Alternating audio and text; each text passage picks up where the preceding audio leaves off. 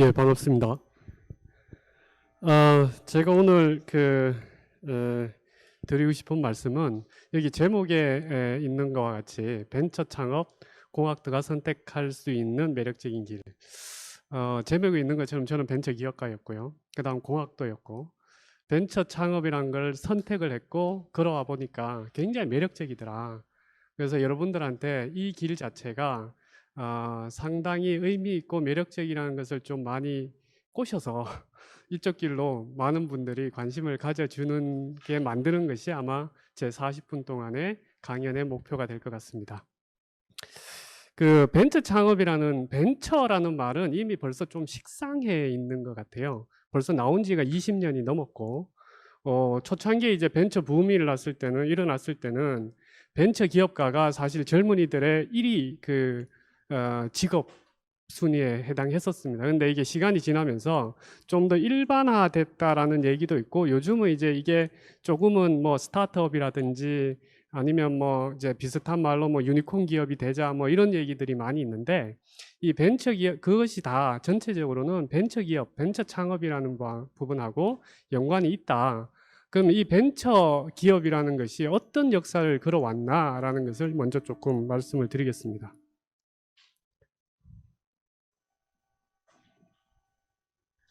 그 벤처 기업이라는 것에 대한 정의는 굉장히 많이 있습니다만은, 사실 그냥 지금은 생각해 보면 생계 창업, 그러니까 뭐 이제 뭐 그 자신의 자영업의 대부분이 그렇게 될 수도 있는데요. 생계 창업이라는 거하고 벤처 창업은 좀 다르다. 벤처 창업은 여기 있는 바와 같이 기술력이 있거나 성장성이 아주 뛰어나서 이 부분에 대해서 이제 정부가 지원하겠다라고 했던 부분을 사실 벤처 기업이라고 했습니다. 미국의 의미는 다르고 일본의 의미도 다르고 뭐 OECD에서 또 다르지만 거의 큰 맥락은 비슷한 맥락이었다라고 보시면 될 겁니다. 그 아마 여러분들이 아마 태어날 때쯤이었지 않았을까라는 생각이 드는데요. 지금 여기 보면 그 역사를 보면 그 가장 먼저 벤처라는 말을 쓰면서 시작된 게 95년도에 벤처기업 협회라는 것이 설립됐습니다. 이 주축은 기존에 창업을 해서 진행하시던 기업가분들이 벤처기업 협회를 설립하고, 이 협회를 통해서 정부의 여러 가지 정책을 제안하게 됩니다. 우리나라가 향후에 갈 방향이 벤처를 활성화해야 된다. 그러면 이 벤처라는 기업이 이제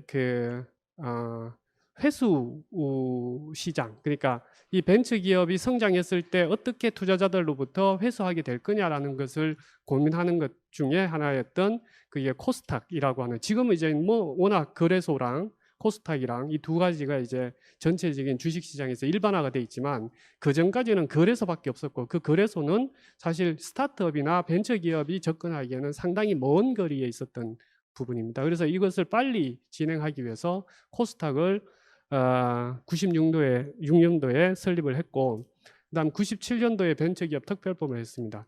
여기 역사 부분을 좀 보면 지금 95, 96, 97, 98, 99 뭐 이래가지고 연도별로 쫙 있다가 뒤에 가면은 2010년, 13년 그리고 현재 이렇게 해놨어요. 그게 모든 게 그렇지만 제일 처음에 시작할 때 그때 굉장히 큰 변화가 있었고, 그 변화의 틀에 의해서 성장을 하게 돼 있어서 그 부분을 많이 얘기를 했는 거고요. 그럼 벤처 기업이 저때 95년도에 이미 이제 많은 그 사전에 물밑에서 준비는 되고 있었지만 실질적으로 활성화된 거는 우리나라가 97년도에 IMF를 맞으면서 활성화가 됐다. 그때부터 전 국민이 벤처란 말을 아주 자주 듣게 되는 그런 상황이었다라고 말씀할 수 있는데요. 그러면 이 벤처의 역할이 그 당시에 어땠냐 보면, 우리나라가 사실 산업화 압축 성장을 해온 시간이 지금으로 쳐도 한 50년, 뭐 60년대부터 쳐도 뭐 한 60년 정도밖에 되지는 않습니다. 그리고 아시다시피 그 90년대 후반, 그러니까 60년, 70년 시작해서 2000년 되기 전 97년까지는 정부의 경제 정책 그리고 대기업의 성장, 이 부분을 바탕으로 해서 상당히 빠른 속도로 경제 성장을 해왔습니다. 가장 최빈국에서 그래도 개발도상국을 지나서 선진국 문턱까지 갈 수 있었던 거는 그런 정책에서 이루어졌는데, 근데 거기서 이제 큰 걸림돌이 생긴 게 IMF라는 게 터졌죠.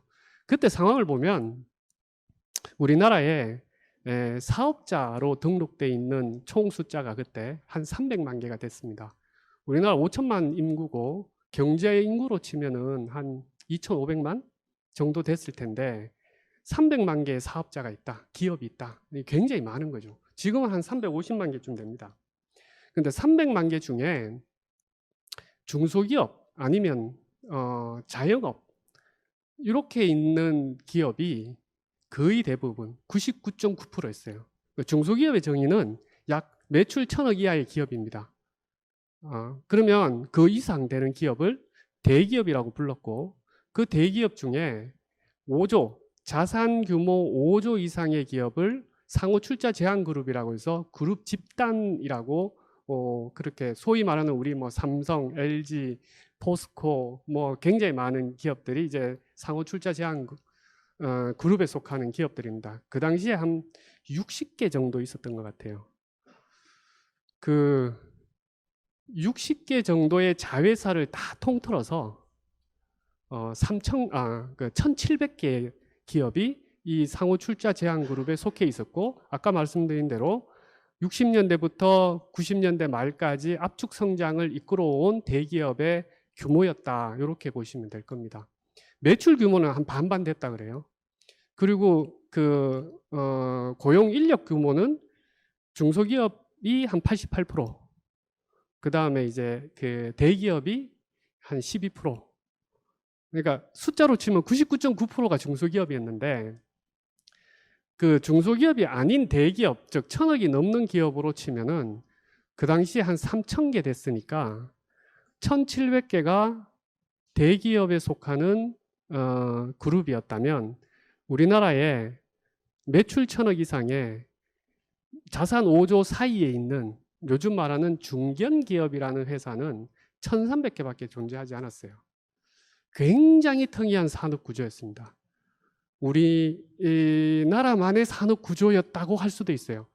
그러니까 대만이나 일본, 독일 뭐 모든 나라에 가도 이 산업 구조는 피라미드였지 이렇게 호리병 형태의 구조는 생길 수가 없는데, 그렇게 해서 이제 이 대기업이 역할이 굉장히 컸던 이유는 워낙 최빈국에서 급속 성장을 하기 위해서 집중했기 때문이라고 이렇게 볼 수 있습니다. 근데 90년대, 97년도에 IMF를 맞으면서 이 대기업마저도 무너졌고요. 그 다음에 이 경쟁력이라는 걸 봤더니 이 대기업만으로서는 한계가 있다라는 측면에서, 그러면 이 중견기업, 이런 기술 기반의 기업이 튼튼하게 받쳐줘야 우리나라 경제가 다시 계속해서 성장하지 않겠느냐라는 부분이 그때 많이 얘기됐다.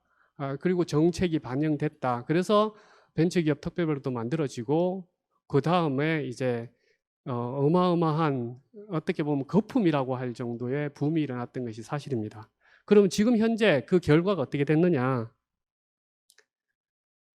지금 벤처기업 확인을 받은 기업이 지금 한 3만 한 5천 개 정도 됩니다. 계속 증가 있습니다. 상당히 크죠. 그리고 그 벤처기업의 총 경제 규모를 보면 191조, 그러니까 대기업 집단으로 치면 재계 2위에 해당합니다. 뭐 2위라서 좀 커 보이지만 그 벤처기업 다 합쳐서 2위니까 어떻게 보면 아직까지는 그렇게 크진 않을 겁니다. 이 벤처기업 다 합친 것보다 더 큰 기업이 있으니까. 그런데 이제 그 밑에 보면 이제 뭐 벤처기업답게 R&D 투자라든지 그 다음에 이익률이라든지 이런 부분이 일반 기업보다는 상당히 좋은 기업이었고 좋은 상황이었고, 지금도 그 역할은 충분히 해오고 있다. 그 중에서 벤처기업이 이제 스타트업으로 아주 작은 데서 시작하잖아요. 근데 이게 어느 정도 규모가 되면 커지는데, 그걸 1,000억이라는 허들로 봤을 때 1,000억을 넘어선, 그러니까 스타트업에서 시작을 해서 1,000억을 넘어선 기업을 누적을 해봤더니 약 한 587개 정도고 조를 넘어선 매출이 조를 넘어선 기업들도 꽤 많이 배출이 돼서 지금 현재는 우리나라의 미들 이 중간 허리 부분에 상당히 역할을 했고 이것이 아마 90년대 말에 IMF 때 위기 상황을 지금 현재 경제 10위의 목표로 하는 10위이기도 한 그런 기업으로 나라로서 키우는데 큰 역할을 하지 않았을까라는 부분을 말씀을 드릴 수 있을 것 같고요. 지금 이제 다른 방향을 좀 보죠. 이게 그 유니콘이란 말을 하죠. 그러니까 창업한 지 10년이 되지 않은 신생 기업인데 밸류에이션, 그러니까 기업 가치를 $1 빌리언 이상의 기업 가치를 인정받은 회사. 여기 보면 재밌는 그림이 있어요. 오른쪽에 미국이 그 기업 유니콘 기업이 210개입니다. 중국이 102개예요. 그러니까 중국이 왜 G2에 됐는지 여기서도 숫자가 나오죠. 영국이 22개고 우리나라가 5위, 독일하고 똑같이 11개니까 5위? 뭐 나쁘진 않네? 라고 생각을 할 수는 있는데 여기서 재밌는 게 있어요. 일본이 없어요. 영국이 있는데 독일은 우리하고 똑같고, 그죠? 서유럽에 5대 강국이 있죠. 영국, 독일, 프랑스, 그 다음에 이탈리아, 스페인. 그런데 요 이탈리아나 스페인이 여기에서 전혀 나타나지 않는다라는 것이 좀 보이는 부분입니다. 어쨌든 이런 측면에서도 우리나라가 잘하고 있구나 라고 보여집니다. 그러면 이 벤처기업이라는 것이 굉장히 큰 역할을 해왔고 앞으로도 그렇게 해가야 되는 부분인데 벤처기업을 하는 데 있어서 뭐가 필요하지? 라고 생각을 해보면 제가 보기에는 첫 번째는 하겠다는 의지겠죠. 그 의지라는 부분과 능력이라는 부분이 합쳐서 제가 본 큰 일은 이걸 기업가 정신이라는 부분으로 좀 표현할 수 있을 것 같습니다. 두 번째는 기회가 있느냐. 내가 이제 시작하려고 하는데 지금 현재 내가 이렇게 시작했을 때 지금 환경이 충분히 성공할 수 있는 기회들이 있느냐라는 부분이 또 당연히 중요하죠. 그 부분에 대해서 또 조금 말씀을 드리도록 하겠습니다. 먼저 중요한 것은 어쨌든 의지와 능력인데 그 부분이 이제 기업가 정신이라고 얘기하고 있고 이 기업가 정신이라는 것을 앙트르프레너라고 얘기를 하죠. 프랑스에서 와서 근데 이것에 대한 정의도 뭐 여러 가지 있습니다만은 가장 많이 얘기되는 부분이 슌페더의 얘기, 창조적 파괴, 그리고 혁신이라는 것이 포함된 내용을 많이 얘기를 하고 있습니다. 이 기업가 정신 재단도 우리나라에 설립이 됐고요. 미국에는 그 부분에 훨씬 일찍 이런 부분들이 이제 활성화돼서 많은 기업가 정신을 복두르게 되는데 그 대표적인 인물은 아마 제가 보기에는 애플의 스티브 잡스 아니겠냐라는 생각합니다. 혁신가죠. 여기 보면 혁신하고 혁신하라. 기존의 상식에 도전하라. 그러니까 기존의 상식이라는 말의 자체에 대해서 잘 생각해 보면 너무 익숙하고 너무 당연시 되어 왔던 부분들을 뒤집어야 기회가 온다. 라는 그리고 경쟁이 된다라는 부분들을 만들 수 있을 것 같습니다. 요 숫자도요, 자세히 쳐다보면 참 재밌는 테이블인 것 같아요. 옛날에 G2, 그러니까 뭐 G1은 미국이었죠, 당연히. G2라는 부분에서 일본이 차지하고 있었습니다. 중국은 저 뒤에 있었고. 그래서 1990년대 보면 시가총액의 1위에서 10위 중에 저 빨간색으로 칠해놨던 히타치, 파나소닉, NEC, 소니, 후지츠, 샤프, 산요 거의 7개 기업이 일본 기업이었습니다. IBM, 요즘 뭐 IBM 그러면 여러분들 어떨지 모르겠네요. 정말 전설적인 기업이죠. 지금도 뭐 막강하지만 예전에는 뭐 지금의 애플, 뭐 아마존 이상으로 위치를 차지하고 있었던 부분이고, 뭐 루스트나 코닥 같은 회사들이 있었다고 하면 그게 2000년 2000년이라는 숫자가 아까 이제 97년도 요때 그 90년대 후반을 지나간 시기입니다. 요때 우리 요새 4차 산업혁명으로 치면 3차 산업혁명이 막 일어날 때예요. 그때 그 2000년대에 보면은 시스코, MS 일본 회사들이 싹 없어졌어요. 그리고 노키아가 핀란드 회사죠. 그런 회사들이 있고 대부분이 보면 통신 회사나 컴퓨터 회사들이 이렇게 차지했어요. 3차 산업혁명의 기본이 되는 컴퓨터와 IT라는 부분들이 만들어지고 2010년도로 가면 이제 우리가 익숙한 그 회사들이 나오죠. 애플. 근데 2000년도에 사실 마이크로소프트하고 애플하고 경쟁을 많이 하고 있었잖아요. 근데 2000년도에는 애플이 전혀 나타나지 못했는데 2010년도에 애플이 나타나는 것은 스티브 잡스가 돌아오면서 맥킨토시 레벨이 아니고 이제 스마트폰과 그 다음에 그 MP3 플레이어 뭐 이런 부분들로 인해서 이제 완전히 이 탈바꿈을 하면서 올라왔고 그 뒤에 이제 그나마 우리나라 회사인 삼성전자가 하나 올라왔다라고 보면 되고 2014년에는 당연히 중국이 두 개의 회사가 삼성전자보다 더 앞쪽으로 올라갔고 2019년 2월 3일 기준으로 보면은 지금 아마존, 아마 지금 기준으로 보면 이제 애플하고 아마존하고 왔다 갔다 하는 수준인데 이 기업들을 보면 1990년대에 있었던 기업 중에 이쪽까지 남아있는 기업이 없습니다. 2000년에 대해서도 여기 남아있는 기업이 여기 시스코가 제일 끝에 있는 정도, 인텔이 뭐 그때부터 나타나서 지금 유지하는 정도. 근데 2010년도에 애플이 나타나고 난 뒤에 아직도 1등을, 뭐 제가 아마존이 아니고 애플이 1등 할 것 같은데 이 부분은 그 계속해서 혁신이 있었기 때문에 유지할 수 있었다. 마이크로소프트는 사실 혁신 부분은 좀 약했는데 워낙 기반으로 깔아놨던 부분들이 있다 보니까 계속 유지하지 않았느냐. 여기서 몇 가지 시사점은 이게 그 어떤 그 기업가 정신에 의한 혁신이라는 부분이 전체의 큰 그림에서도 결과론적으로 이 순위를 결정하는 것이다. 그 기업가 정신이라는 게 그만큼 중요하다. 우리나라가 기업가 정신 그러면 제일 먼저 떠오르는 사람이 누구냐면 사실 모든 분들이 얘기합니다. 현대의 정주영고 회장님을 얘기해요. 기업가 정신. 그건 물론 뭐 삼성, 뭐 1세대의 대기업을 만들었던 많은 분들이 기업가 정신을 얘기를 합니다. 근데 그 뒤에 그렇게 해서 한 30년이 흘러오다가 그 뒤에 97년도에 벤처 붐이 일어나기 전에 96년도죠. 글자가 좀 많이 내려갔네요.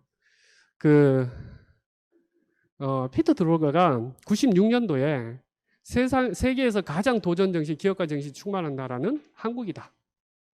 라는 얘기를 했어요. 시기적으로 보면 굉장히 특이해요. 우리 95년도에 우리는 벤처기업 협회를 만들고 96년도에 코스닥을 만들고 97년도에 특별부를 만들고 이렇게 가고 있었는데 피터 드루거가 그때 봤더니 한국이 기업가 정신이 충만하더라. 라는 거고 그 대표적인 예 중에 하나가 20, 30대 벤처 CEO가 2002년에 56.2%였어요. 그때 저도 30대 초반이었으니까 기업가 정신이 상당히 활발했을 때다라고 보면 되고 근데 이게 2009년, 10년 가면서 아까 그 벤처 역사 부분에서 뒤쪽에 그냥 다 잘라먹었던 이유 중에 하나도 11.8%예요. 그러니까 이게 어떻게 보면 기업가 정신이 상당히 많이 셌대고 최근 들어서 조금 올라갔다고 그래요. 저기 보는 바와 같이 2017년도에 19.5% 다시 조금은 올라갔지만 예전처럼 56%, 60%에 해당하는 숫자는 보여주고 있지 않아요. 이 뭐 기업가 정신 지수를 어떻게 책정하는지 잘 모르겠습니다만은 이 부분도 2018년대의 데이터인데요. 한번 쭉 읽어보면 뭐 1위 미국입니다. 대단하죠. 미국은 뭐 지원 넘버원이죠. 지금 현재 글로벌 넘버원이 된 지가 꽤 오래됐죠. 지금 한 한 거의 100년 가까이 돼가지 않나 싶은 생각은 들어요. 근데 미국의 역사는 아시다시피 지금 300년이 안 됩니다. 한 250년 정도밖에 안 되는데 이 나라가 계속해서 갈 수 있었던 이유는 기업가 정신 때문입니다. 제가 보기에는. 그 위에 스위스, 뭐 덴마크, 아일랜드, 아이슬란드 있지만 사실은 기업가 정신이 충만하지만 경제 규모에서 좀 약해요. 인구도 적고 시장 규모도 적고. 그렇지만 선진국을 유지할 수 있고 그 사이에 이제 보면 영국이 있습니다. 프랑스가 있어요. 그 다음에 독일이 있어요. 여기에 마찬가지로 굉장히 어려움에 처해 있는 스페인이나 이탈리아가 없습니다. 그리고 우리나라는 처음에 1위라 그랬잖아요. 기업가, 뭐 피트 드러거의 얘기지만 1위였는데 기업가 정신이 지금 24위가 됐어요. 아, 그래도 뭐 200개 나라 중에 뭐 24위면 되나. 근데 굉장히 좀 슬픈 일이죠. 우리나라 지금 경제가 지금 우리가 10위권에 들어갔는데 지금 기업가 정신이 24위밖에 안 된다는 얘기는 후퇴한다는 얘기거든요. 거기에 일본을 보면 우리보다 뒤에요. 그죠? 그래서 이 기업가 정신이 결국에는 그 나라의 그 어떤 경제력뿐만 아니라 국가의 경쟁력 자체가 많이 연관이 돼 있는 부분이다. 그리고 이 기업가 정신을 통해 가지고 발현되는 부분이 실질적으로는 이 창업이라는 벤처 창업이 되든 기업을 통해 가지고 발현되는 부분이기 때문에 상당히 중요한 역할을 할 수 있다. 의미 있는 일이다. 이 얘기를 좀 드리고 싶어요. 근데 이제 뭐 이 수치도 한번 볼게요. 이게 여기는 공학도 분들이니까 아마 조금은 다른 얘기겠지만 우리나라 굉장히 그 똑똑한 사람 많습니다. 이 민족이. 근데 굉장히 많은 똘똘한 사람들이 지금 어디에 취직할래? 어떤 일을 할래? 라고 해보면 금융이나 대기업, 공무원. 저기 보면 창업인데 자영업이에요. 생계 창업. 그 벤처기업이라고 묶어놨지만 어쨌든 그런 부분에 대해서는 2.4%.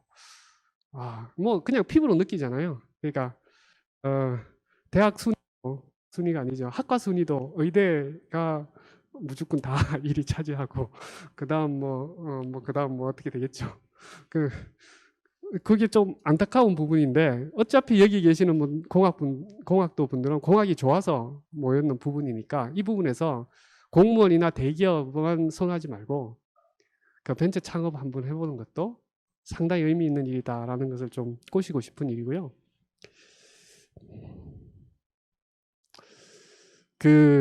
요거는 최근 얘기죠. 짐 로저스가 합격률이 1.8%에 불과한 공무원 시험에 도전하는 청년들의 노력은 대단하지만 그러니까 정말 흔이잖아. 1.8%밖에 안 되는데 이 현실이 매우 안타깝다. 청년들이 도전보다 안정을 추구하도록 만드는 사회에서는 혁신이 일어나기 어렵다. 이게 지금 현재의 우리나라의 지금 현실이다라는 얘기를 좀 하고 싶은데 최근 들어서 상당히 다시 올라가고 있어요. 이게 다시 옛날과 같은 그런 위치로 올라가줬으면 하는 것이 제 생각이고 그 기업가 정신이라고 하는 부분에서 이 부분에 의지가 있고 능력이 됐다라고 했을 때 그 다음에 바라보는 게 그러면 기회는 있느냐? 기회는 두 가지겠죠.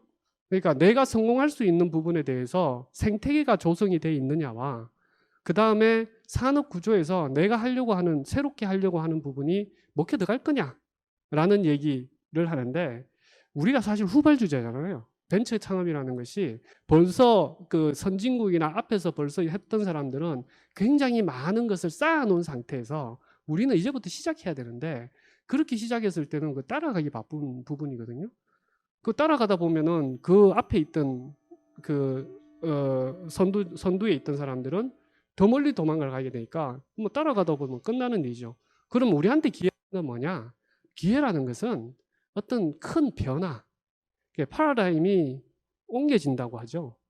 그런 큰 변화가 있을 때 기회가 많이 찾아옵니다. 그것이 다음 장으로 보면 제가 뭐 중학교 있을 때는 그냥 산업혁명, 그러면 스티븐슨의 전기기관차. 그래서 영국에서 이제 전기기관차 만들고 목화로 이제 옷 뭐 저기 만들고 뭐 이런 부분들이 17세기, 18세기, 그러니까 19세기 초반 때 이제 막 일어나면서 사실 그 전에 있었던 한 2000년, 뭐 정확하게 제가 뭐 역사학자 모임마다 2000년 이상, 3000년 이상 있었던 산업 구조를 바꿨죠. 농업이라고 하는. 그 전에 수렵까지 포함한, 뭐 더 길겠지만, 이 1차 산업, 지금 이제 1차 산업혁명이라고 하는데 이 부분이 바뀌면서 사회가 급변을 했던 부분들이 있고, 거기에 대한 스토리들은 아마 간간히 뭐 디스커버리 채널이든 뭐 여러 가지 이제 옛날 히스토리 채널에서 보게 될 겁니다. 그 4차 산업이란 말은 나는 최근에 들었어. 그럼 뭐 2차는 뭐고 3차는 뭐냐? 최근에 다 정의한 것 같아. 2차 산업이라고 할 그 시기에는 이게 2차 산업이야 라는 말을 제가 못 들어봤거든요. 근데 지금 정의한 걸 보면 2차 산업혁명이 지금 전기에너지를 기반한 대량 생산 체제, 요게 가장 대표적인 기업이 포드입니다. 포드가 자동차는 그 전에 개발됐어요. 근데 포드가 전 세계에 있었던 이유는 이 대량 생산 체계, 그러니까 컨베이어 벨트 상에서 자동화까지는 아니지만 그 대량 생산을 가지면서 전 세계의 그 자동차 시장을 석권하고 이 부분들이 여러 가지로 바뀌기로 이제 퍼지게 됐는데, 그 많은 기업들 중에 포드가 사실 후발주자잖아요. 그 전에 유럽에 있었던 많은 자동차 회사들이 있었는데 왜 미국에 있는 포드가 이렇게 성장할 수 있느냐? 이거 산업혁명 시기에 자기만의 새로운 방식, 이노베이터, 혁신을 통해 가지고 이 시장의 선두주자로 갔다라는 것을 얘기할 수 있는 거죠. 그 다음이 3차 산업혁명을 그럼 뭐냐? 아마 제가 여러분들이 아마 태어났던 시대, 그리고 이 3차 산업혁명은 지금도 계속 진행되고 있는, 이게 사실 오버랩이 되거든요. 그렇게 되는 건데 가장 큰 것이 컴퓨터 인터넷이죠. 그러니까 90년대 후반에 컴퓨터는 사실 굉장히 일찍 개발됐죠. 1950년대 뭐 애니악이니 이런 얘기 들어봤잖아요.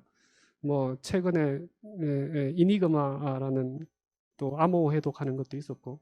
근데 이게 굉장히 일반화되고 보편화됐던 것이 그 마이크로소프트하고 인텔이 데스크탑이라는 개인 컴퓨터를 만들면서 일반화가 됐고, 거기서 그 전에 IBM, 뭐 모토로라, 그리고 상당히 많은 그 서버 베이스의 컴퓨터 시스템 하는 회사를 완전히 다 뒤집게 되고, 그래서 지금까지도 지금 승승장구를 하고 있으면서 진행을 했고, 컴퓨터가 시작했다면 그 다음에 인터넷이라는 부분이 있는데, 우리나라의 인터넷 97년도 제가 이제 그 전산학과 학생이었어요. 그때 그 같은 연구실이나 바로 옆에 연구실, 90년도에 창업된 회사들이 굉장히 많습니다. 90년대 후반에. 지금 뭐 아주 잘 알고 있는 네이버, 그리고 게임으로 보면 NC소프트, 넥슨, 뭐 그다음 네오위즈 뭐 이런 회사들, 그리고 카카오까지, 이런 회사들이 그 당시에 이루어졌는데, 그때 우리나라에서 인터넷이라는 것이 들어오기 시작했고, 그 인터넷이 운이 좋았죠. 인터넷은 어쨌든 시작은 미국입니다.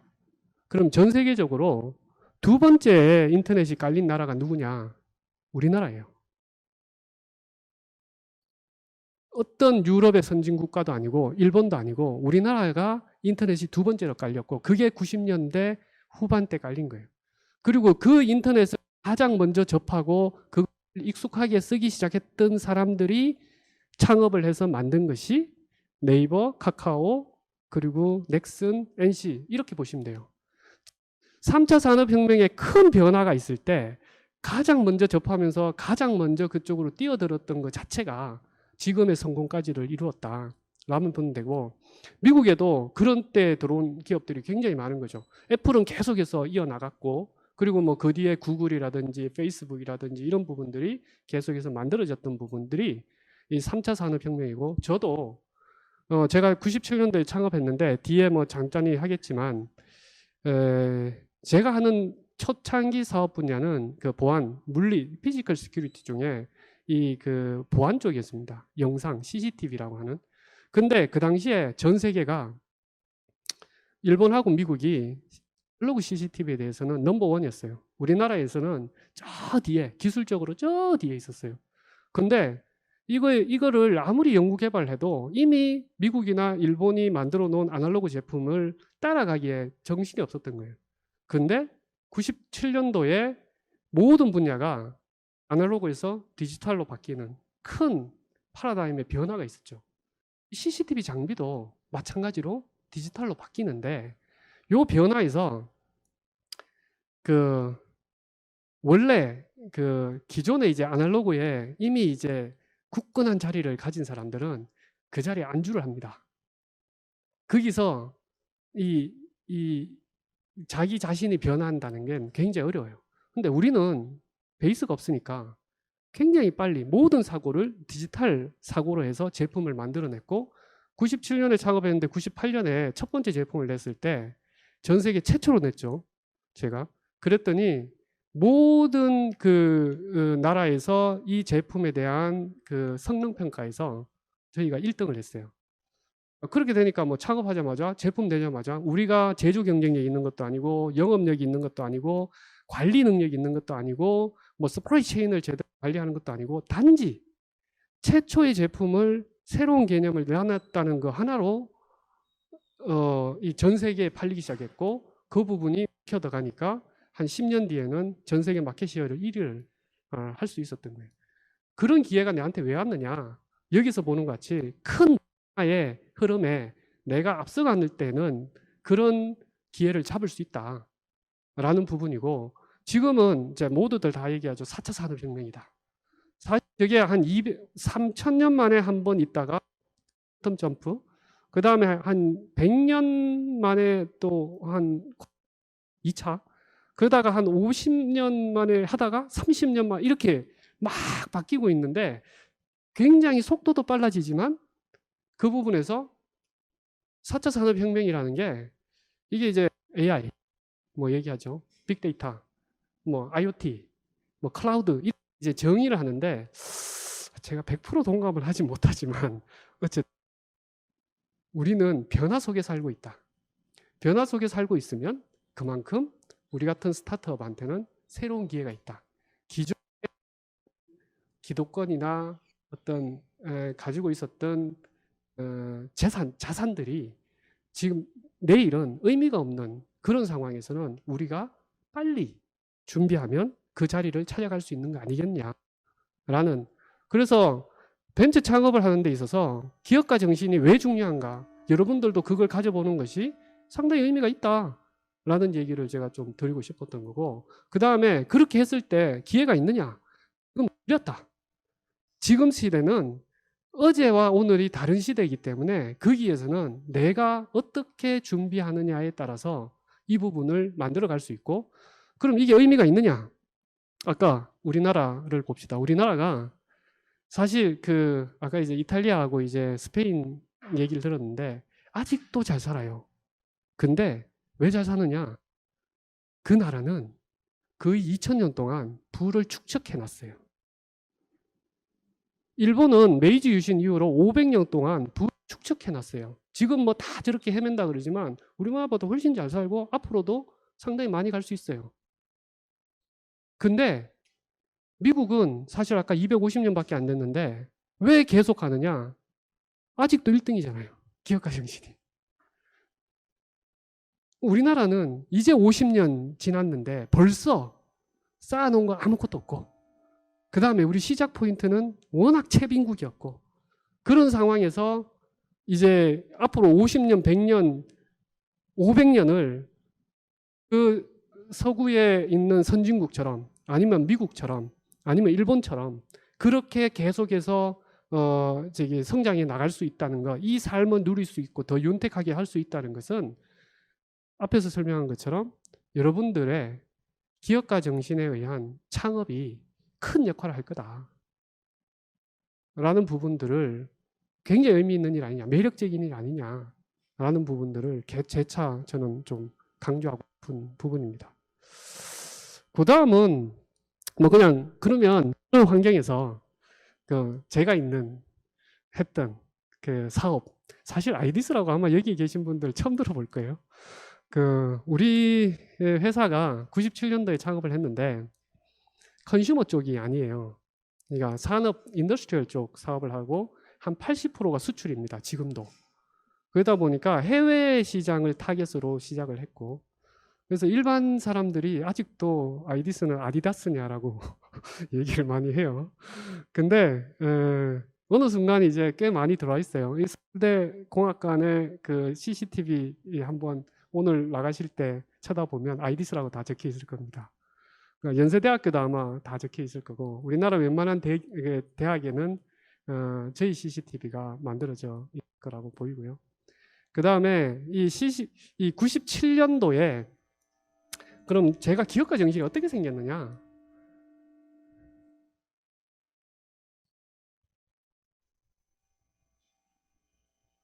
기업가 정신이 어떻게 생겼느냐라고 보면 저는 그때 여러분들 같이 학생이었어요.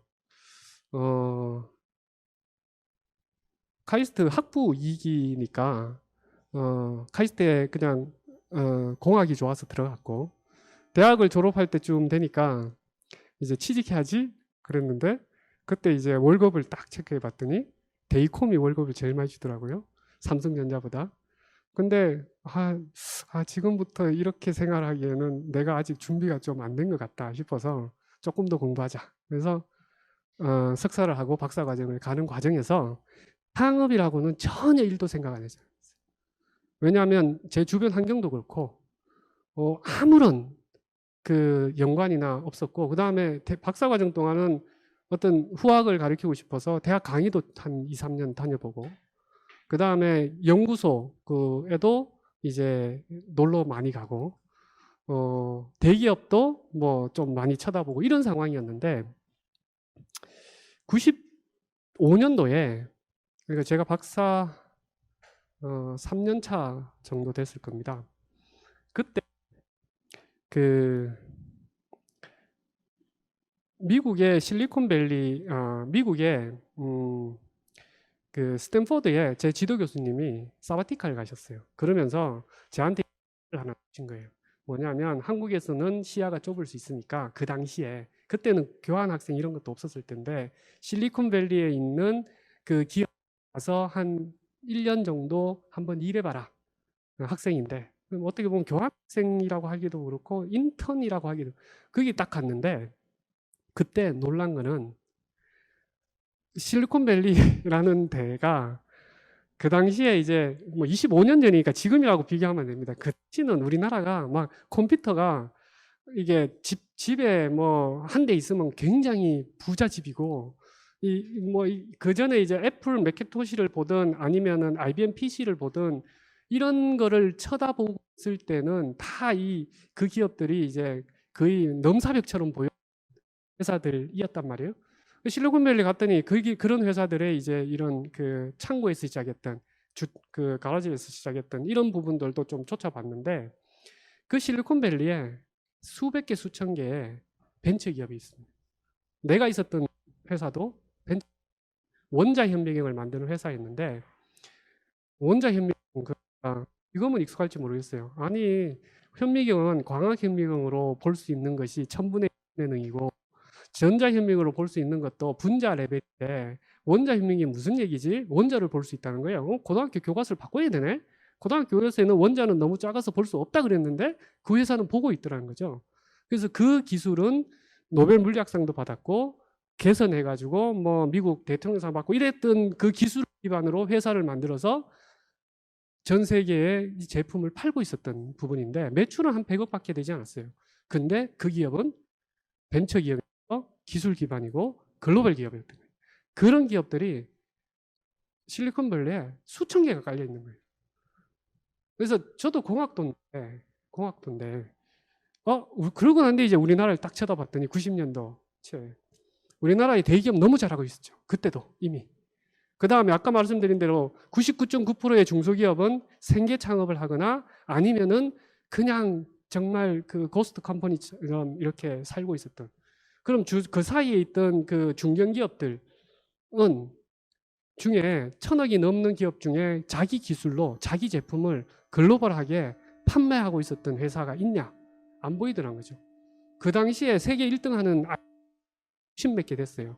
그 중에 대부분이 대기업이 갖고 있었고, 개가 갖고 있는 것이 모자, 텐트, 이게 노동집약에 의해 만들어지는 그런 시장에 있었지, 공학도가 보기에는 우리가 만든 제품을 글로벌하게 판매하는 회사가 없던데 미국은 수천 개가 여기 있더라. 그러니까 이제 그때 돌아와서 야, 이거 창업해 볼 만하네.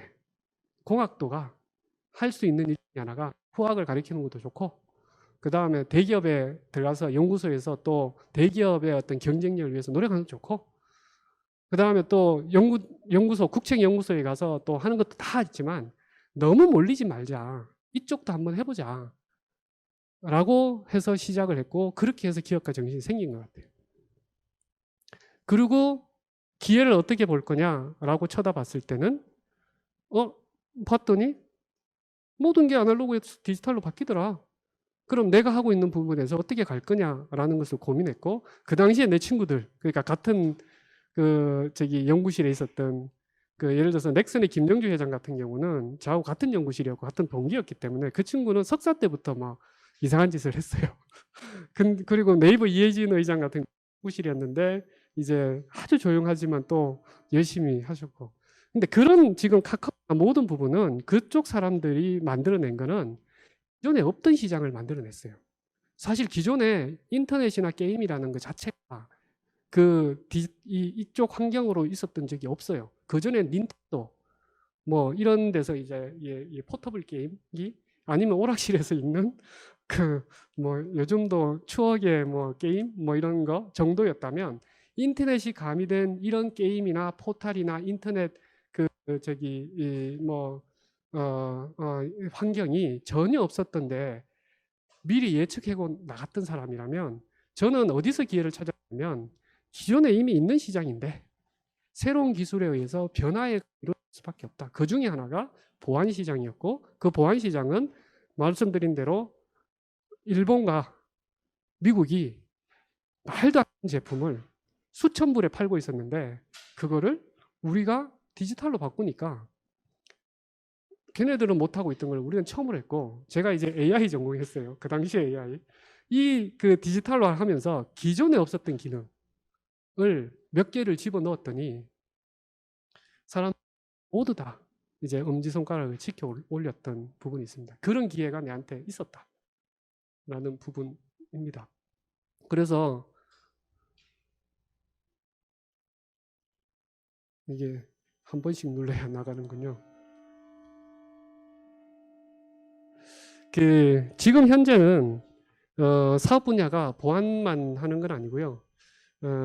이게 회사라는 게 어느 정도 규모가 되고 세계적인 경쟁력을 가져가려고 하다 보니까 규모의 경제는 좀 돼야 돼서 지금은 사업의 포트폴리오를 조금 더 확장했고, 그리고 그 사업 포트폴리오를 확장하는데도 제 기업가 정신의 하나는 우리나라 대기업이 잘 하고 있지 않는 분야, 그리고 전 세계적으로 우리가 리딩할 수 있는 분야, 이런 분야를 찾아서 기술 기반으로 진행을 했고, 지금은 전 세계 마켓시어 1등 하는 아이템이 저희도 몇 개 가지고 있습니다. 저기 적혀 있는 거고요. 당연히 또 우리나라에서 1등 하는 아이템도 갖고 있고, 지금 현재는 이제 사실 제가 창업할 때 우리 교수님 방 정도 사이즈 8.4평에 책상 4개 갖다 놓고 학생 창업을 시작.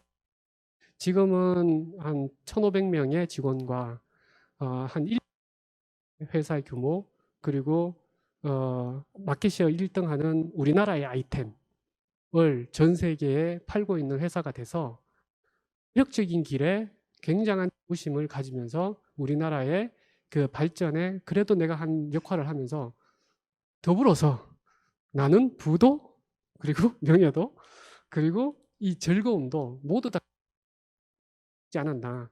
그래서 여러분들 후배분들한테 이 부분에 충분히 매력적인 길이기 때문에 한번 도전해 보시라라는 얘기를 하고, 마지막 장 이거 많이 봤을 거예요. 이거 보신 적 있는 분들 있을 겁니다. 나도 뭐 최근에 봤는데 1900년도에 마차가 저렇게 5번가를 쓰는데 13년도에 저게 다 차로 바뀌었어요. 저게 포드차예요. 대부분이. 마차라는 거는 아마 3000년 역사를 가지고 있을 거예요. 근데 단 13년 만에 저렇게 바뀌는 게 이게 변화다. 저게 3차 산업혁명의 얘기였고, 지금 여러분들이 있는 4차 산업혁명이 되든 그 다음이 되든 이런 변화는 계속해서 이루어지기 때문에 그만큼 기회는 널려 있다. 앞에 있었던 선배들이 이미 잡고 있어서 일자리가 없어요. 뭐 지금 이제 이거 취직하려니까 뭐 너무 힘들어요. 뭐 20대, 30대 굉장히 고민 많은 거 알아요. 사실 제가 졸업할 때는 널린 게 일자리였거든. 근데 지금은 그렇지 않다라는 것은 알아요. 근데 그 말고 기회가 있으니까 걱정하지 마시고 이쪽으로 많이 관심을 갖고 준비를 해주면 좋을 것 같습니다. 예, 강연 마치겠습니다.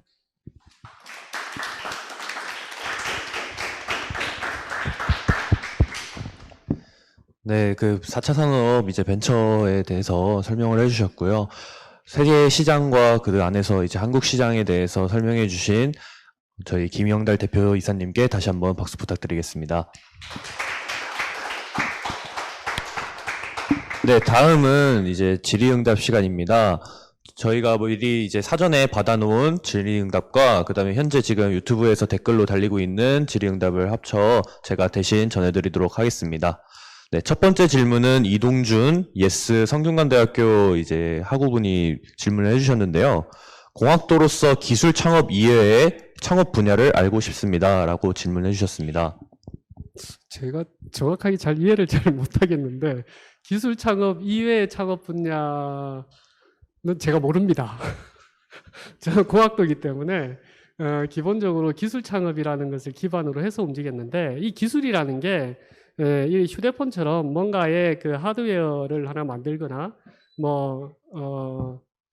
그 눈에 보이는 부분에 대해서 어떤 인벤트 개발 그러니까 이 창조해낸다라는 개념보다도 이 그 이노베이터 어떤 혁신을 이끌어갈 수 있는 부분에 대해서 만들어낸다 그러면 그 부분이 다 기술 창업이고 창업 분야 아닌 것입니다. 요즘 얘기하는 플랫폼 사업이 사실 뭐 엄청 그 기술이 가미돼야 되지만 기술에 의해서 모든 것이 판단되는 부분은 아니죠. 거기는 어떤 그 아이디어 부분이 상당히 많이 들어가기 때문에 그런 부분이 아마 여기 답이 좀 될 수 있을지 모르겠습니다. 네, 다음 질문 하겠습니다. 네, 와이프의 지현 회원님께서 질문해 주셨는데요. 반도체와 배터리 제조업 창업에 대해서 이사님은 어떻게 생각하시는지 여쭤보았습니다. 그 특정 분야에 대해서 제가 뭐 어떻게 얘기하기는 좀 그렇고요. 그 요즘 이제 그 제조업에 대해서만 저도 이제 제조업이라서 하는데 사실 그 제조업에 대해서 요즘은 이제 한물 같다. 이제 지식 산업으로 되면서 서비스업이다라는 얘기를 많이 하는데 아직까지 제조업은 그 근간을 이루기 때문에 이 제조업을 절대 놓치면 안 됩니다. 미국이 지금 1위 나라인데 이 미국이 서비스업이 메인인 나라냐? 아닙니다. 제조업입니다. 독일이 제조업 기반으로 있는 선진국입니다. 일본 당연히 제조업 기반입니다.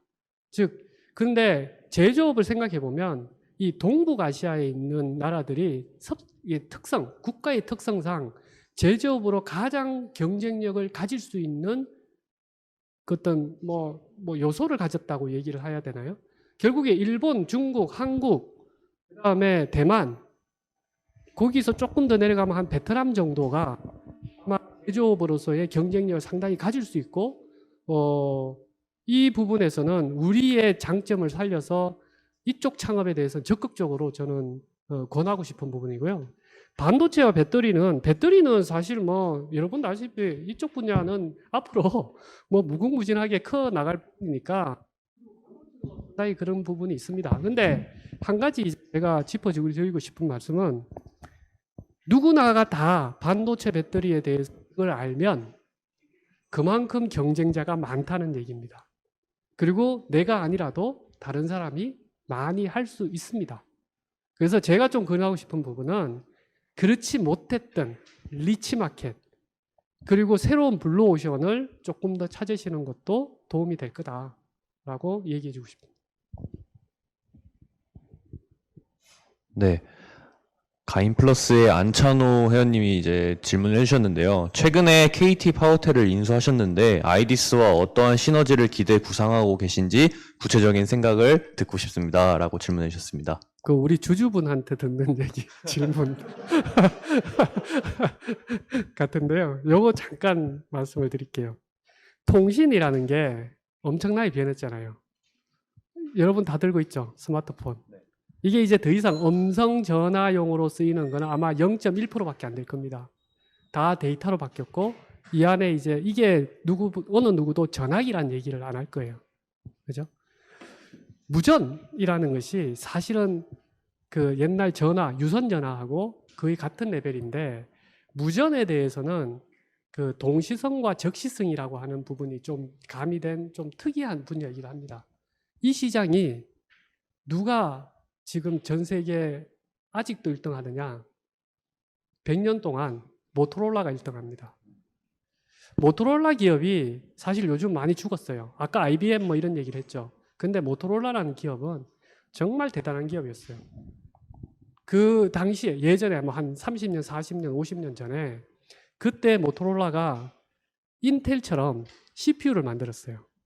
그 68,000 시리즈. 뭐 여기가 80286, 80186, 뭐 8086이라는 CPU가 지금 이제 펜티엄으로 가고 지금은 뭐 제노닌이 뭐 이렇게 올라가는데 초창기에 만들었던 CPU가 그 인텔이 8086, 8084 이런 걸 만들어 가지고 퍼스널 컴퓨터를 만들었어요. 그럼 모토로라가 그때 인텔하고 똑같이 뭘 만들었냐면 68,000 시리즈 하는 CPU를 만들었어요. 그걸 어디에 적용했냐? 애플이 그걸 적용했어요. 애플이 인텔 CPU를 쓴 게 아니고 모토로라 CPU를 써서 퍼스널 컴퓨터를 만들었어요. 그 당시에 그렇게 유명한 기업이 모토로라예요. 두 번째, 모토로라는 스타텍, 즉 이 전화기, 스마트폰 나오기 전에 스타텍이라고 하는 전 세계 1위 하는 휴대폰 사업자였어요. 그 다음에 아까 말했던 반도체는 그렇게 해서 1등을 하고 있었고 그 뒤에도 이제 그 굉장히 많은 분인데 그 중에 하나가 무전 통신이었어요. 그거는 위성 통신까지도 해서 이 그 랜드 모바일 쪽에서는 확고한 위치를 하고 있었는데 시절이 지나가면서 반도체는 분사를 해서 이제 별도를 떼어가지고 별도 회사가 됐고 그 휴대폰은 이제 스마트폰이 나오면서 져가지고 구글에 팔았고 그 다음에 그 엔터프라이즈라고 하는 뭐 스캐너, 뭐 모바일 컴퓨터 뭐 이런 부분은 또 지브라라는 회사에 팔았고 지금 남아 있는 건 무전만 남아 있습니다. 한 매출이 한 7조 해요. 그래도 전 1위 하는 회사예요. 그럼 파워텔이 지금 이제까지 이제 우리나라의 무전의 거의 를 파워텔이 우리나라를 서비스를 했어요. 근데 쉽게도 거기서 서비스업을 했지 실질적으로 기술은 100% 모토로라일 거였어요. 그러니까 이 모토로라가 가지고 있던 음성이라고 하는 부분에 이제 매여가지고 더 이상의 발전을 못하고 있는 부분이 있어요. 근데 최근 들어가지고 이 부분이 마찬가지로 바뀌기 시작하는데 이 무전기가 모토로라가 가지고 있었던 방식이 아닌 LTE 아니면 5G 망위에 올라가는 그러한 방식으로 바뀌고 있습니다. 그게 IPPTT라고 하는데 그렇게 올라가면 이 무전기도 스마트폰이 되는 거예요. 그 부분에서 이제 제가 파워텔을 인수한 이유는 그 전에 모토로라에 종속되거나 그렇지 않고 사업적으로 음성이라고 하는 부분에 제한적으로 국내에서 1등하고 있었던 부분을 새로운 기술, 새로운 방식에 의한 그 IPPTT라고 하는 부분으로 진행했을 때 우리가 빨리 발빠르게 움직여주면 이 부분에서는 기술을 갖다 쓰다가 이제는 이걸 개발해서 답으로 수출할 수 있다. 그리고 다른 나라의 통신 시장에 우리가 메인으로 들어갈 수 있다. 무전에 대해서는. 이 부분이 상당히 매력적이었던 거예요, 저한테. 그게 첫 번째였고, 두 번째는 말한 대로 이 부분이 음성에서 합쳐지잖아요. 모든 게 융합이 이루어지는데 그 융합에 가장 가까이 있었던 부분이 보안이에요. 아이디스가 하고 있던 CCTV 보안.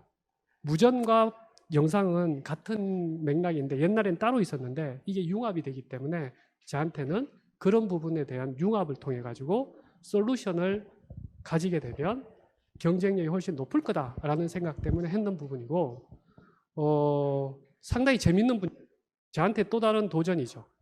이때까지 종속적이었다가 우리가 이제 치고 나갈 수 있는 분야가 하나 더 생겼구나 라고 할 수 있는. 네.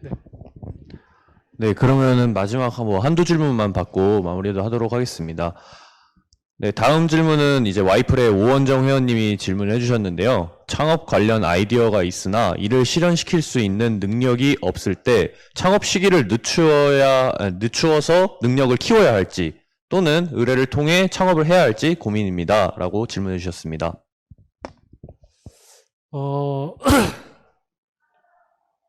창업 시기를 늦추어야 되냐?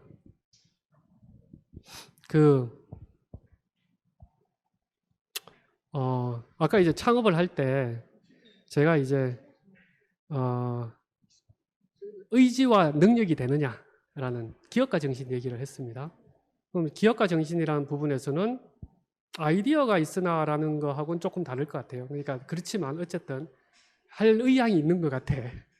두 번째, 그 시대가 이걸 기회가 있느냐? 뭐 기회가 있을 수도 있겠죠. 근데 이것을 실현시키는 거 현실적으로 봤을 때 정말 내가 이걸 할 수 있을까라는 부분에 고민이 생긴다고 적혀 있는데 이게 요새 무협지라고 얘기하더라. 중원에 나갈 때는 내공을 많이 쌓아야 됩니다. 그러니까 사실 무식이 용감이 필요한 것도 있어요. 근데 호랑이 굴에 들어가야 호랑이를 잡는다 그러는데 아무 준비 없이 호랑이 굴에 들어가면 잡아먹힙니다. 그러니까 호랑이 굴에 들어갈 때는 이 호랑이를 어떻게 잡을까를 충분한 전략과 준비가 되어 있는 상태에서 들어가지 않으면 차라리 안 들어가는 반 못합니다. 그래서 이게 늦추는 것이 맞을까요? 라는 것보다 그렇게 하는 부분에 대해서 내가 충분히 준비가 될 때가 맞춰지지 않는다면 늦추는 게 아니라 하지 마십시오. 괜히 그거 해가지고는 힘듭니다. 그러니까 그 부분에서는 충분한 준비와 전략과 자신감이 있어서 뛰어드는 것이 맞지. 그냥 뭐 아이디어 뭐 반짝 그래 요거 괜찮을 것 같아 이런 거는 절대 뛰어들지 않는 것이 좋습니다. 네, 다음 질문 받아보겠습니다. 네, 또 와이프 회원님이 이제 질문해 주셨는데 처음 창업을 해야겠다 결심한 후 혼자서 창업하셨는지 이제 여쭤보셨고, 그리고 국내도 실리콘밸리 정도의 벤처 수준이 되는지 궁금합니다. 라고 질문해 주셨습니다. 이게 재밌는데요. 아까 이제 생계 창업이라는 얘기를 했는데, 사실 저는, 그 당시에 어떻게 보면은, 운이 좋았다고 얘기할 수도 있는데, 그 당시에 우리나라가 인터넷이 처음 들어왔다고 그랬잖아요. 그러니까 세계에서 두 번째. 그리고 그 인터넷을 제일 빨리 접할 수 있었던 기회가 저한테 있었어요. 디지털이라고 하는 것을 가장 빨리 접할 수 있었던 기회가 있었어요. 학교 다니면서 그런 새로운 분야에 대해서 일찍 접할 수 있는 기회가 됐던 거예요. 그래서 제 미래에 대해서 사실 걱정이 별로 없었어요. 뭐 이거는 좀 다른 얘기인데, 제가 가지고 있었던 그 당시에 디지털 지식으로 연구소 이게 대덕연구단지라고 대전에 있으면 주변에 국책연구소 되게 많습니다. 뭐 전자통신연구원, 뭐 표준연구원, 국책연구소 굉장히 많이 있는데 카이스트 있을 때 제가 연구소 이제 놀러 다녔다 그랬잖아요. 놀러 다닌 게 아니라 아르바이트하러 다녔는데 그때 인터넷과 디지털에 대한 선진 지식이라고 얘기하더나 프로그래밍 능력 이런 부분들이 거기에 가봤더니 필요로 하는 거예요. 그래서 거기서 프로그램 좀 짜주고 그 다음에 하드웨어 보드 좀 만들어주고 요거 하고 제가 그 당시에 박사과정 때 아르바이트에서 번 돈이 한 1억이래요. 그 당시에 삼성전자 월급이 60만 원이었거든요. 그래서 거기서 이게 새로운 분야에서는 먹히는구나. 그리고 나는 굶어 죽진 않겠다. 어디 가든지. 그러면 내가 하고 싶은 거 해봐야지. 라는 어떤 자신감이라고 해야 되나? 그 정도는 가지고 있었던 것 같아요. 그러니까 이제 그 미국에 갔을 때 돌아오면서 생각했던 거는 내가 굶어 죽을 일은 없으니까 내가 하고 싶은 거 한번 해보자. 의미 있는 거. 이렇게 생각했고 돌아와서 근데 그 비단 저만 그렇게 생각했던 거 아닌 것 같아요. 제 주변도 그때 분위기는 그랬던 것 같아요. 그래서 와서 제 옆에 연구실에 저랑 당구를 가장 많이 쳤던 친구한테 제가 뭐 같은 박사과정 친구죠. 제가 이제 나 이거 작업하려고 그러는데 너 할래? 그랬더니 0.1초 만에 같이 하자. 그리고 이제 그럼 뭐 할까? 이러고 얘기를 하고 있었는데 저기 또 옆에 연구실에 있는 친구가 막 쫓아오면 재밌는 거 한다며? 그러면서 조인. 그래서 그 친구도 조인. 그래서 세 명이 이제 조인하고 있는데 혼자 못 하죠. 그래서 그렇게 해서 세 명을 했습니다. 그 다음에 그때 분위기는 이제 프로토타입을 만들고 있었는데 통신 분야에 뭐가 좀 필요했어요. 그래서 그 통신 분야에 대해서 이건 만들 시간도 없고 해가지고 복도에 지나가는 후배한테 야 이거 하나 만들어줘 라고 했더니 한 이틀 만에 만들어 가져왔어요. 그래서 이거 맞죠? 그래서 맞아. 잘 되네.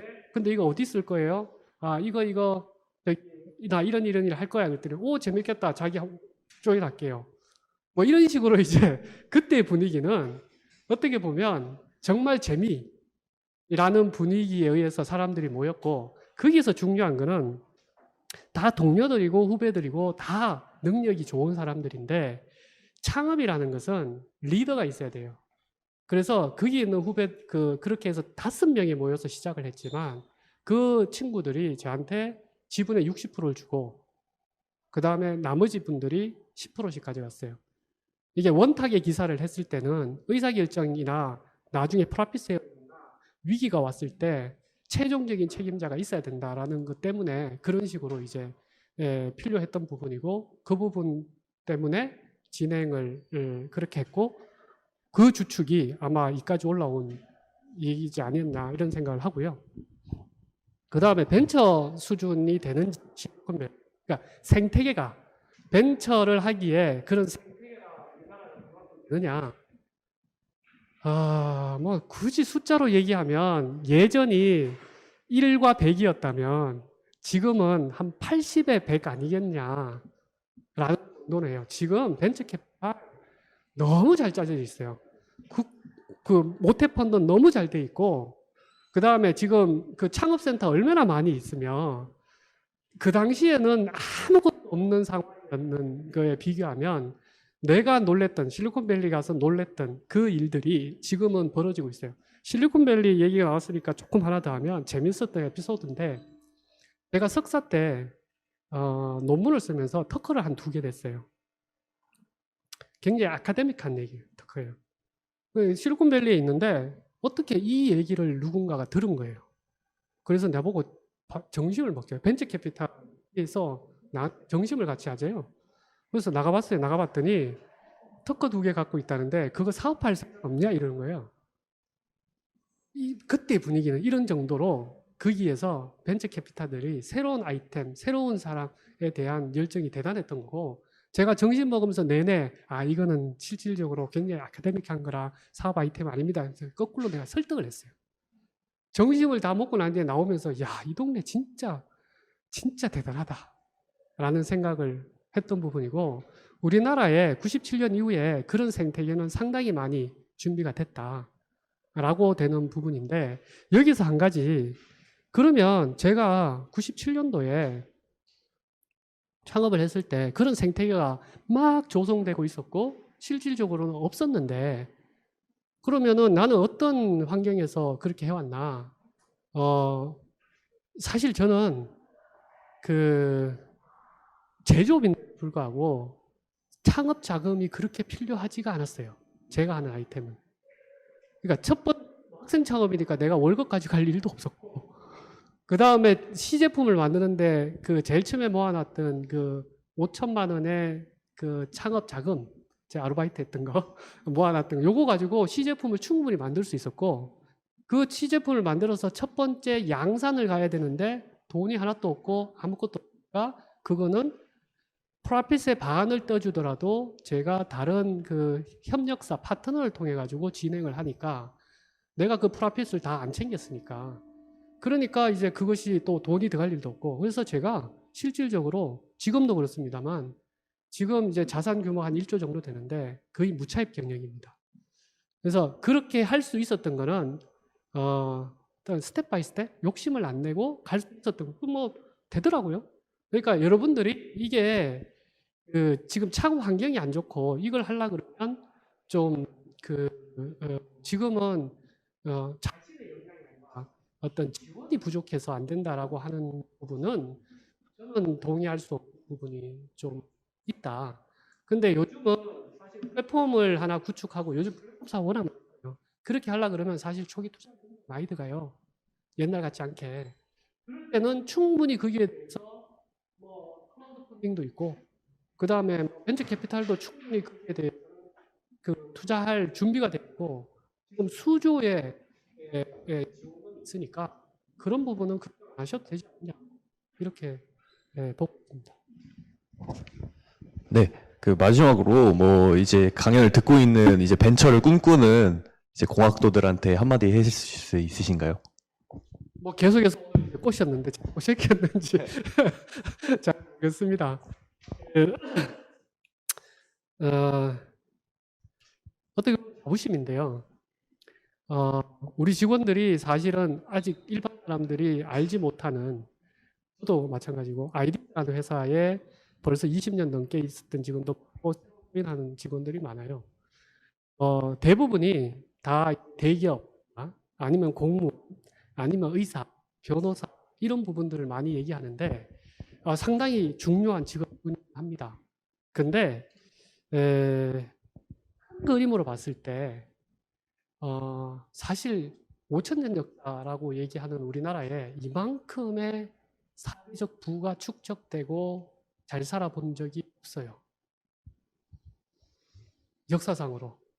그 부분의 중심에 여러분들이 내가 일부의 역할을 하고 있고, 그렇다고 해서 그 단순히 희생만 이루어지는 거냐라는 것도 아니고, 모든 것을 다 가질 수 있는 길을, 그리고 자부심을 여러분도 한번 누려봤으면 하는데, 마지막으로 드리는